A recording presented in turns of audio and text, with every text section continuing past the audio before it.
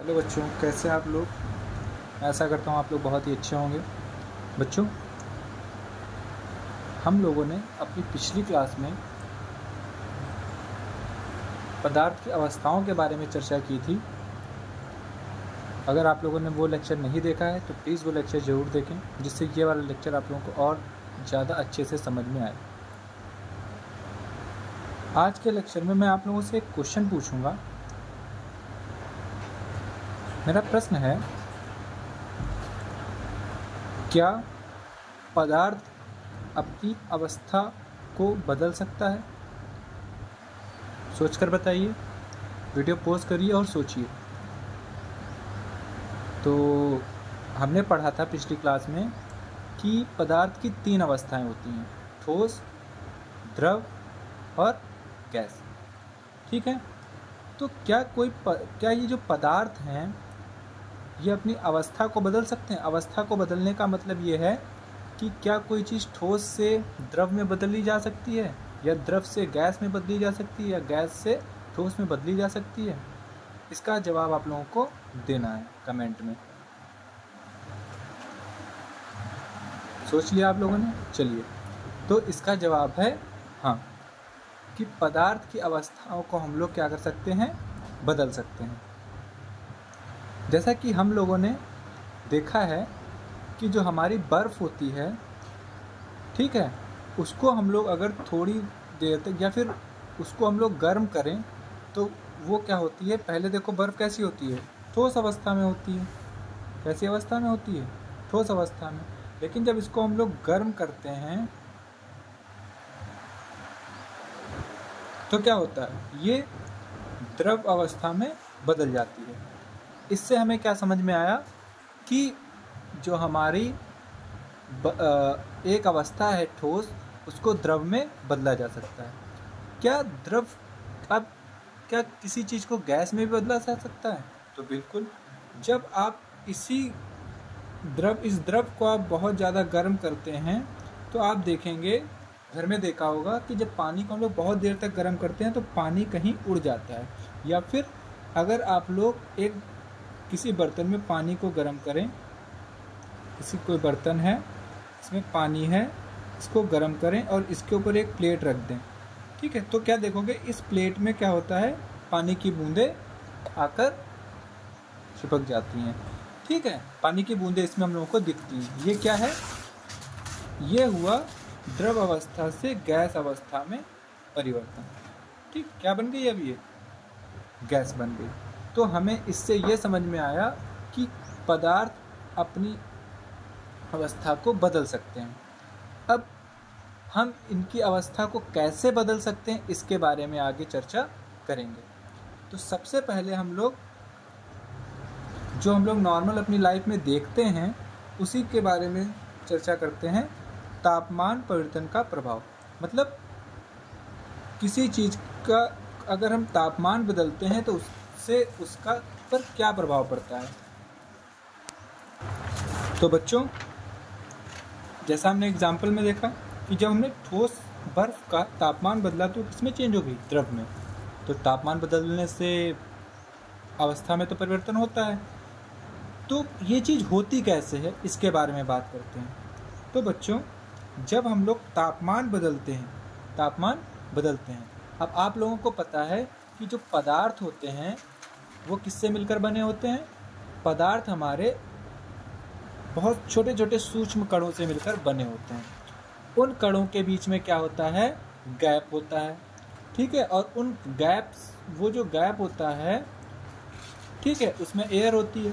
साथ में ये जो कण हैं ये आपस में एक बल लगाते हैं, ठीक है, जिसे हम लोग आकर्षण बल बोल देते हैं, ठीक है।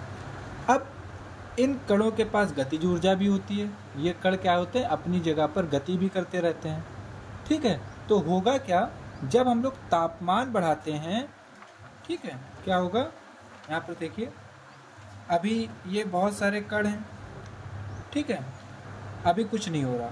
हमने क्या किया? इनके नीचे से क्या कर दिया? इसका टेम्परेचर बढ़ा दिया। टेम्परेचर बढ़ाया तो इनकी जो गति होगी, ये क्या हो जाएगी? बढ़ जाएगी, सभी की गति क्या हो जाएगी, ऐसे ऐसे बहुत तेज़ी जल्दी जल्दी गति करने लगेंगे।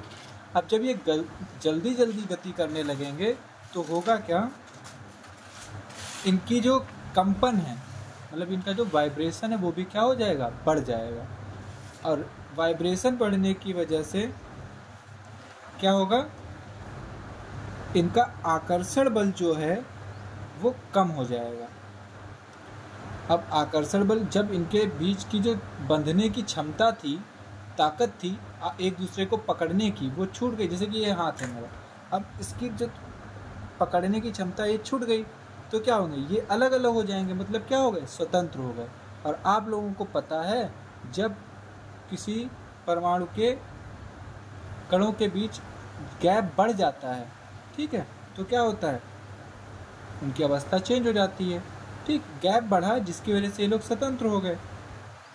और जब ये स्वतंत्र हो गए तो किस में परिवर्तित हो गए, द्रव में परिवर्तित हो जाएंगे। ठीक, तो इस तरीके से कोई भी पदार्थ ठोस से द्रव में बदल जाता है। और यही प्रोसेस होता है द्रव से गैस में बदलने का। ठीक है, यही प्रोसेस क्या होता है, द्रव से गैस में बदलने का प्रोसेस होता है। ठीक, जैसा कि हमने यहाँ पर अभी देखा था। ठीक है, इस जगह पर हमने देखा था। ठीक है, तो इतनी बात समझ में आ गई कि तापमान परिवर्तन से कैसे कोई चीज़ या कोई पदार्थ अपनी अवस्था को बदल लेता है। इतनी बात समझ में आ गई। ठीक है, चलिए आगे बढ़ते हैं। अब ये जो अवस्था में परिवर्तन हो रहा है, ये जो अवस्था में परिवर्तन हो रहा है, ठीक है,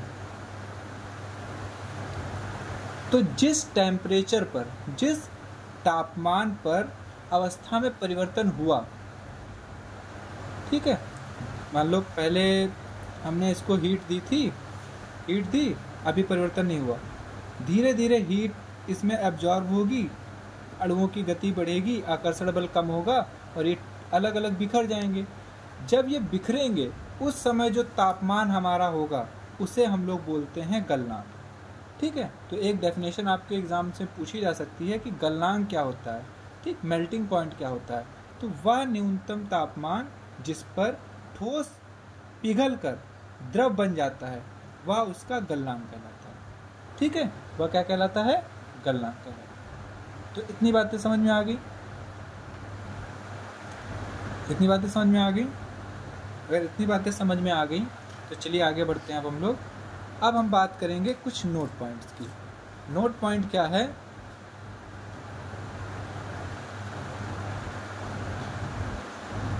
नोट पॉइंट हमारा ये है, किसी ठोस का गलनांक उसके कणों के बीच के आकर्षण बल के सामर्थ्य को दर्शाता है। मतलब क्या हुआ कि जितना ज़्यादा क्या होगा, गलनांक हो, गलनांक मतलब जिस पर वो पिघल जाए। ठीक है, वो क्या दिखाएगा कि कोई भी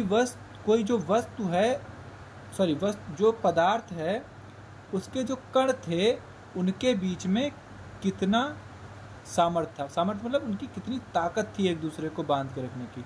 जिनके कणों के बीच आकर्षण बल ज़्यादा होगा, मतलब एक दूसरे को पकड़ के रखने की ताकत ज़्यादा होगी, उनका गलनांक भी क्या होगा, ज़्यादा। मतलब गलनांक किस पर डिपेंड करता है, आकर्षण बल के सामर्थ्य पर। ठीक है, तो ये हमारा नोट पॉइंट है। इतनी बातें समझ में आ गई। चलिए अब हम लोग आगे बढ़ते हैं। ये पॉइंट आप लोगों को याद रखना है कि बर्फ का जो गलनांक होता है वो 273.15 केल्विन होता है। ये क्या है, इसको हम लोग बोलते हैं केल्विन। ठीक, ये हमारी SI यूनिट होती है। ठीक है, क्या होती है, SI यूनिट होती है। ठीक, अब आप लोगों को केल्विन के बारे में तो पता नहीं होगा, हो सकता है बहुत लोगों को पता हो।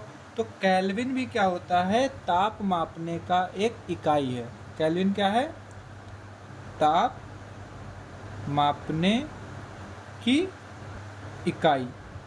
ठीक, जैसे वजन, आप लोग अपना वेट तौलते हो, कितना आता है, किलोग्राम बोलते हो ना उसके आगे।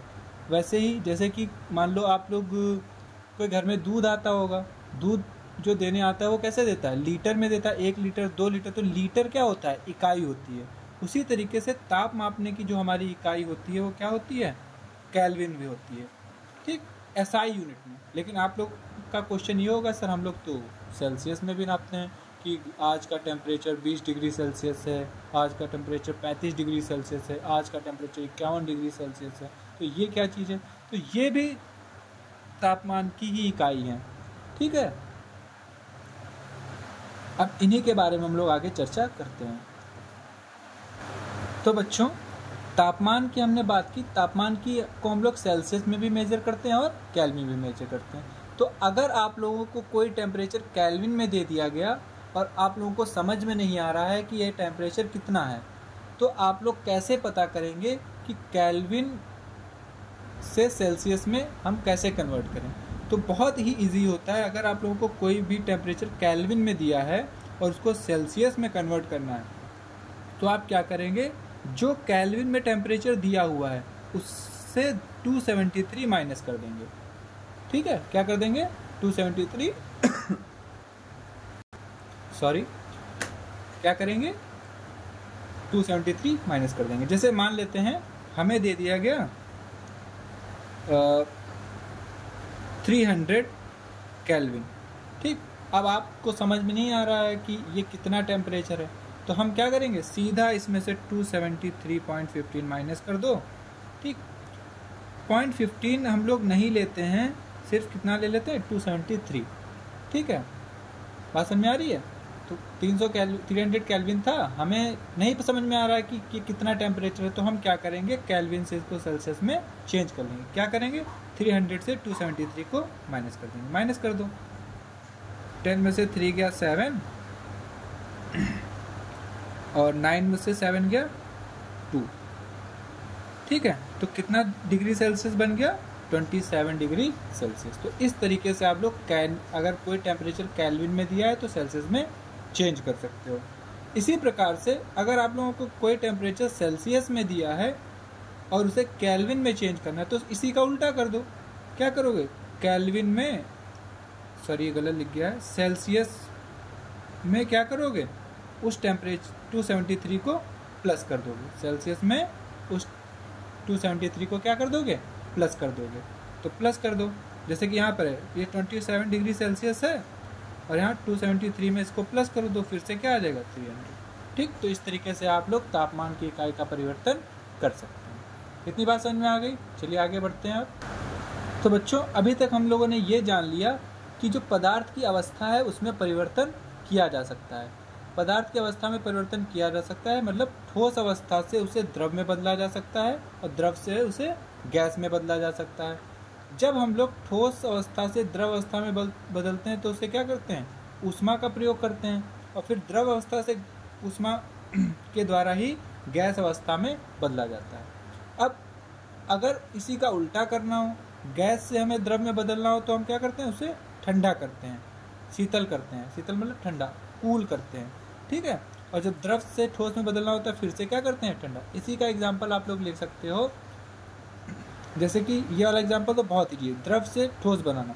आप लोग क्या करते हो, अपने फ्रिज में बर्फ़ जमाते हो, क्या करते हो, पानी लिया, पानी को हमने फ्रिज में रख दिया फ्रिज में पानी को। अब होगा क्या, फ्रिज के अंदर क्या होता है, फ्रिज के अंदर पानी को ठंडा किया जाता है। ठंडा टेम्परेचर बहुत ज़्यादा गिरने की वजह से वो द्रव क्या होता है, ठोस में बदल जाता है। समझ में आ रही है बात। चलिए आगे बढ़ते हैं। अब अभी तक हमने देखा कि कोई भी जो वस्तु है हमारी, वो पहले ठोस से द्रव में बदलती है, फिर द्रव से गैस में बदलती है। लेकिन कुछ पदार्थ हमारे ऐसे होते हैं जो सीधा ठोस से गैस में बदल जाते हैं, ठीक है। अब वो पदार्थ कौन से होते हैं, तो वो पदार्थ का एक एग्जाम्पल है हमारे पास कपूर। आप लोग कपूर यूज करते हैं, घर में जलाते हैं। जब आप लोग कपूर को जलाते हैं तो वो लिक्विड में ना चेंज होकर सीधे किस में बदल जाता है, गैस में। ऐसे ही होती है हमारी नैपथलीन की गोलियां, कपड़ों में रखी जाती हैं, ठीक। कपड़ों वगैरह में क्या करते हैं, इनको रख देते हैं जिससे उसमें महक ना आए, ठीक। या फिर वॉशरूम वगैरह, आप लोग कभी किसी मॉल वगैरह में गए हों ठीक है। तो वॉशरूम वगैरह जो होता है उसमें कुछ वाइट कलर की क्या पड़ी होती हैं, वॉशरूम में गोलियां पड़ी होती हैं, वो नैप्थलीन की गोलियां ही होती हैं, जो कि क्या करती हैं, सीधे ठोस अवस्था से गैस अवस्था में चेंज होती हैं और अपनी स्मेल छोड़ती हैं। अब गैस क्या होती है, गैस के पास स्मेल होती है, ठीक है, बात समझ में आ रही है। तो कुछ चीज़ें ऐसी भी होती हैं, कुछ पदार्थ ऐसे भी होते हैं जो सीधा ठोस से गैस में परिवर्तित हो जाते हैं। तो बच्चों अभी तक जितना हमने पढ़ा वो किसके बारे में था, तापमान की हेल्प से किसी वस्तु की अवस्था को बदलना। अब हम लोग बात करेंगे दाब की, ठीक है। दो तरीके से किसी चीज़ की अवस्था को बदला जा सकता है, एक ताप द्वारा और एक दाब द्वारा। तो अब हम लोग बात करेंगे दाब के परिवर्तन का प्रभाव, मतलब दाब जब किसी चीज़ का आप लोग बदलते हैं तो क्या उसकी अवस्था में परिवर्तन होता है, तो बिल्कुल होता है, ठीक है। कैसे होता है ये अब हम लोग जानेंगे, ठीक है। तो जब हम लोग दाब बढ़ाते हैं या दाब को घटाते हैं तो दोनों ही तरीके से किसी भी चीज़ की अवस्था में क्या होता है, परिवर्तन हो जाता है, या किसी भी पदार्थ की अवस्था में परिवर्तन हो जाता है, ठीक है। सॉरी यहाँ पर कंप्लीट नहीं लिखा हुआ है, बढ़ाने और घटाने दोनों से ही होता है, ठीक है। अब जब हम लोग दाब बढ़ा देते हैं, ठीक है, मान लो कोई गैस है, ठीक, उस पर जब हमने दाब बढ़ाया तो वो द्रव में परिवर्तित हो जाती है, ठीक है। इसी प्रकार जब हम लोग दाब को कम कर देते हैं, ठीक है, तो वो गैस में वापस से क्या होती है, बदल जाती है, ठीक है। तो इतनी बात आप लोगों को समझ में आ रही होगी। इस तरीके से आप समझ सकते हैं कि ये एक हमारा क्या है, एक सिलेंडर है, ये एक पिस्टन है, ये इसको क्या करा, इसमें एक गैस भरी हुई है, ठीक है। जब इस पर आप प्रेशर डालेंगे, बहुत सारा प्रेशर, ये इसको क्या करेगा, कंप्रेस करता चला जाएगा, कंप्रेस करता चला जाएगा, और एक टाइम ऐसा आएगा कि इतना इसको कंप्रेस कर देगा कि ये क्या हो जाएगा, द्रव में बदल जाएगा, ठीक है। चलिए ये बातें समझ में आ गई हैं। तो अब हम लोग बात करेंगे, एक चार्ट है हमारा जिससे आप लोग बहुत ही अच्छे से समझ लें, इससे रिलेटेड क्वेश्चन आपके एग्जाम में ज़रूर ही पूछे जाते हैं। क्या है ये चार्ट, अगर आप लोग द्रव से ठोस में बदलते हैं, द्रव से ठोस में, तो अभी हमने पढ़ा द्रव से ठोस में बदलने के लिए क्या करना पड़ता है, चीज़ को जमाना पड़ता है, जमाने से आप लोग याद रख सकते हैं जमना, ठीक है। क्या, द्रव से ठोस में बदलने की क्रिया को क्या कहते हैं, जमना कहते हैं, ठीक है। ऐसे ही जब ठोस से द्रव में बदलते हैं तो उसे संगलन कहते हैं या गलनांक कहते हैं। संगलन और गलनांक एक ही चीज़ होता है, ठीक है, तो इसमें कंफ्यूज मत होना, ठीक है। क्या बताया मैंने, द्रव से ठोस में बदलने को जमना और ठोस से द्रव में बदलने को संगलन। ऐसे ही जब ठोस से सीधा गैस में बदलते हैं तो उसे हम लोग ऊर्ध्वपातन कहते हैं। क्या कहते हैं, ऊर्ध्वपातन कहते हैं। ये चीज़ें आप लोगों को मैं नेक्स्ट लेक्चर में इनकी डेफिनेशन आप लोगों को लिखवा दूंगा, तो परेशान होने की कोई ज़रूरत नहीं है, बस अभी आप लोग समझ लो इस चीज़ को। मैं नेक्स्ट लेक्चर में इनकी सारी डेफिनेशन लिखवा दूँगा। इसकी तो मैंने लिखा ही दी है, इसकी तो आप लिख ही लोगे। ये क्या होता है, निक्षेपण क्या होता है, संघनन क्या होता है, वाष्पीकरण, ये सब मैं आप लोगों को नेक्स्ट वीडियो में इसकी डेफिनेशन लिखा दूंगा, ठीक। बट अभी आप लोग इस चीज़ को समझ लें। अब ठोस से जब गैस में परिवर्तन करते हैं तो उसे ऊर्ध्वपातन कहते हैं, ऐसे ही जब गैस से ठोस में परिवर्तन करते हैं उसे निक्षेपण कहते हैं, ठीक। इसी प्रकार से जब द्रव से गैस में परिवर्तन होता है, जब द्रव से गैस में परिवर्तन होता है तो वाष्पीकरण, ये तो अभी हमने देखा था। देखो कुछ आप लोगों को याद हो जाएंगे, ये दोनों और ये तीन तो आप लोगों को याद हो जाएंगे, ठीक है। बचे तीन, ये आप लोगों को समझने पड़ेंगे, ये आप लोगों को पता है, संगलन क्या होता है, जमना क्या है, वाष्पीकरण क्या है, ये आप लोगों को पता है। बस तीन आप लोगों को समझाने, ये मैं नेक्स्ट वीडियो में आप लोगों को समझा दूंगा, क्योंकि अभी अगर मैं आप लोगों को लिखाऊंगा तो काफ़ी लेक्चर हमारा बड़ा हो जाएगा, ठीक है। तो इतना समझ लो, नेक्स्ट लेक्चर में ईजिली समझ में आ जाएगा, ठीक है।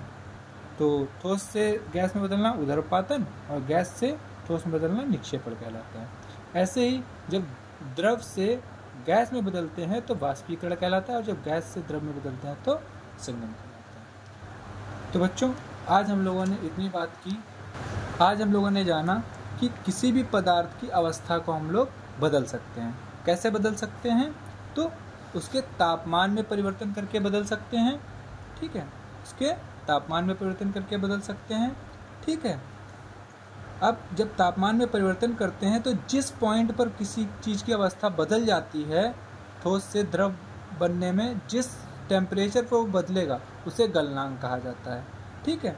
अब ये जो गलनांक होता है ये हमारे किसी भी पदार्थ की सामर्थ्यता को दिखाता है। किसको दिखाता है? सामर्थ्यता को, ठीक है। जो बर्फ़ होता है उसका गलनांक कितना होता है? 273.15 केल्विन होता है। केल्विन क्या होती है? एसआई यूनिट होती है, जैसे कि किलोग्राम होता है, मीटर होता है, सेकंड होता है, ऐसे ही ये भी क्या है? एक एसआई यूनिट है। फिर उसके बाद हमने इकाई के परिवर्तन की, क्योंकि केल्विन तापमान की इकाई होती है तो और सेल्सियस भी तापमान की इकाई होती है, तो केल्विन से हम लोग सेल्सियस में चेंज कर सकते हैं। कैसे चेंज करेंगे? जब कोई भी मान हमें केल्विन में दिया हो और उसको सेल्सियस में बदलना हो तो हमेशा हम लोग 273.15 से उसे माइनस कर देते हैं, तो वो हमारा सेल्सियस में कन्वर्ट हो जाता है। इसी प्रकार जब सेल्सियस में कोई वैल्यू दी हो, ठीक, ये हमारा सेल्सियस लिखा हुआ है, ठीक, सेल्सियस में कोई वैल्यू दी हो तो उसे केल्विन में अगर हम बदलना चाहते हैं तो उसमें 273 आप लोग 0.15 क्या कर देंगे? प्लस कर देंगे। इसी प्रकार से हमने ये जाना ठोस अवस्था से द्रव अवस्था में हम लोग बदलने के लिए ऊष्मा का प्रयोग करते हैं, मतलब ऊष्मा देते हैं, और द्रव अवस्था से गैस में बदलने के लिए फिर से हमें क्या करना पड़ता है? ऊष्मा देनी पड़ती है। उसी का उल्टा, अगर गैस से द्रव अवस्था में बदलना है तो शीतलता देनी पड़ती है, मतलब उसे ठंडा करना पड़ता है, और फिर द्रव से अगर ठोस में बदलना है तो शीतलता। जैसे कि बर्फ़ का एग्जाम्पल सबसे अच्छा है। बर्फ़ ठोस होती है, गर्म करोगे द्रव में बदल जाएगा, और ज़्यादा गर्म करोगे द्रव से गैस में बदल जाएगा। फिर गैस को अगर ठंडा करोगे तो वो द्रव में बदल जाएगी, और फिर जब उसको और ठंडा कर दोगे तो वो ठोस में बदल जाएगी। फिर हमने बात की कि हमें तो पता था कि ठोस अवस्था से पहले द्रव में जाना पड़ता है, लेकिन फिर द्रव से गैस में जाना पड़ता है, लेकिन कुछ पदार्थ ऐसे होते हैं जो सीधा क्या होता है? ठोस से गैस में, यहाँ से सीधा यहाँ आ जाते हैं। इसका एक एग्जाम्पल है कपूर या और नेपथलीन की गोलियाँ, और भी कई पदार्थ ऐसे होते हैं। ये तो हमारी बात हो गई ताप के बारे में, ताप में परिवर्तन से। अब हम लोग बात करते हैं दाब से परिवर्तन। दाब में जब परिवर्तन हम लोग करते हैं तब भी पदार्थ की अवस्था में परिवर्तन होता है, ठीक है। इस प्रकार से हमने उस चीज़ को समझा। फिर हमने इस चार्ट के बारे में चर्चा की कि अगर ठोस से द्रव में बदलते हैं तो उसे क्या बोला जाता है, फिर या फिर द्रव से ठोस में बदलते हैं तो उसे क्या कहते हैं। फिर हमने बात की कि अगर ठोस से गैस में कोई चीज़ बदल रही है तो उसे उस क्रिया को क्या कहते हैं, ये जाना। या फिर गैस से ठोस में बदल रही है उस क्रिया को किस नाम से जानते हैं, इसकी बात की। फिर हमने बात की द्रव से अगर गैस में बदलें तो उस क्रिया को क्या कहते हैं, या फिर द्रव से गैस में बदलें तो उस क्रिया को क्या कहते हैं, और फिर गैस से द्रव में बदलें तो उस क्रिया को क्या कहते हैं। इतनी चर्चाएं आज हमने की। इसी के साथ हम लोग इस लेक्चर को यहीं पर रोकते हैं। मिलते हैं नेक्स्ट लेक्चर में, जिसमें हम लोग आगे की चर्चाएं करेंगे, और हो सकेगा तो शायद नेक्स्ट लेक्चर में आप लोगों का ये लेसन कंप्लीट हो जाए, ठीक है। चलिए मिलते हैं नेक्स्ट लेक्चर में। अगर वीडियो पसंद आया तो प्लीज़ लाइक करें वीडियो को, हमारे चैनल को सब्सक्राइब करें, और कमेंट करके बताएं आप लोगों को लेक्चर कैसा लगा। सब्सक्राइब करने के साथ साथ आप लोग बेल आइकन को जरूर दबा दें, जिससे जो भी वीडियो मैं यहाँ पर अपलोड करूँगा वो उसका नोटिफिकेशन आप लोगों को बहुत ही जल्दी मिल जाए, जिससे आप लोग जल्दी से जल्दी वीडियो को देख सकें। मिलते हैं नेक्स्ट वीडियो में, तब तक के लिए जय हिंद।